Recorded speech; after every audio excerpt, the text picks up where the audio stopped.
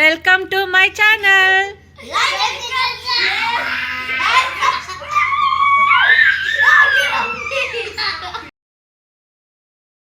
శ్రీరామ్ హేయన్. అందరికీ జై శ్రీరామ్. ఏం చెప్తావు ఇవాళ స్టోరీ? నేను గాడ్ నరసింహ స్టోరీ చెప్పుతున్నా. Okay, we are ready to hear. ఒకరోజు ఒక డీమెన్ తమ్ముడు ఒక గాడెస్ ఆఫ్ ఎర్త్ని క్యాప్చర్ చేసేస్తాడు. విష్ణు గాడెస్ ఆఫ్ ఎర్త్ని సేవ్ చేసేందుకు ఆ డీమెన్ తమ్ముడు చంపేస్తాడు. గాడెస్ ఆఫ్ ఎర్త్ సేవ్ చేసింది. అప్పుడు ఆ డీమెన్కి కోపం వచ్చి గాడ్ని చంపేయాలా అని ఒక విషయం. డీమెన్ పేరు హిరణ్యకశిపు. ఏంటి డీమెన్ పేరు? డీమెన్ పేరు హిరణ్యకశిపు.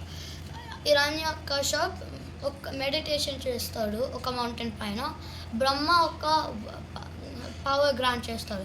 ఆయన నేను ఇంట్లో చనిపోవద్దు, బయట చనిపోవద్దు, గ్రౌండ్ మీద చనిపోవద్దు, ఎయిర్లో చనిపోవద్దు, వెపన్కి చనిపోవద్దు, ఫిస్ట్తో చనిపోవద్దు, హ్యూమన్కి చచ్చిపోవద్దు, యానిమల్కి చనిపోవద్దు, ఇంటి లోపల చనిపోవద్దు, ఇంటి బయట చనిపోవద్దు. అప్పుడు ఒక్కరోజు చైర్ మీద కూర్చుండు. ఆయనకు ఒక కొడుకు పుట్టిండు.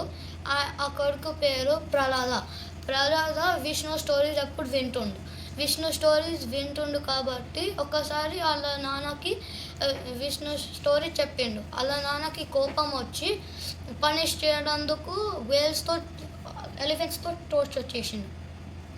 ఎలిఫెంట్స్తో టార్చర్ చేయడానికి ఫెయిల్ అయింది కాబట్టి ప్రే చేసిండు విష్ణుకి, ఏం కావద్దని నాకు.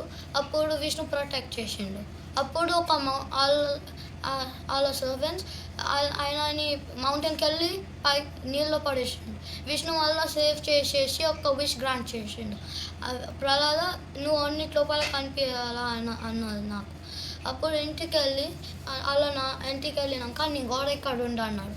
అప్పుడు నా గాడ్ అన్నిటి లోపల ఉన్నాడు అన్నాడు.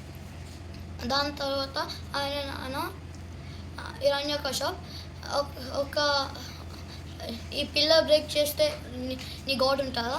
అవును అన్నాడు.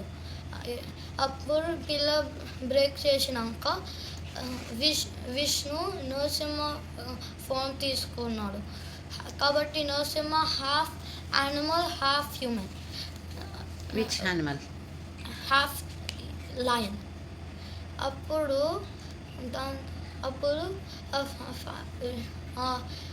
వెయిట్ చేసిండు ఈవినింగ్లో ఆయన హిరణ్యకశిపుని ఆయన ల్యాప్ పైన పెట్టి అప్పుడు వెయిట్ చేసిండు. ఈవినింగ్ అయినాక డోర్ స్టెప్కి వెళ్ళి ఆయన హిరణ్యకశిపుని ఆయన ల్యాప్ మీద పెట్టి క్లాస్ తోటి కడుపు టేర్ చేసేసిండు. ఆయన హిరణ్యకశిపు చనిపోయిండు. ఆయన సన్కి ఆయన నాన్న మస్తు లవ్ ఉంటుంది. అందుకే విష్ణుకి మస్తు కోపం వచ్చి అన్నీ ఇరగొట్టేసిండు ఇట్లా.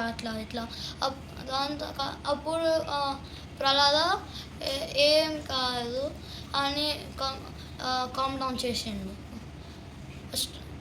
అది God Narasimha story. Thank you for watching.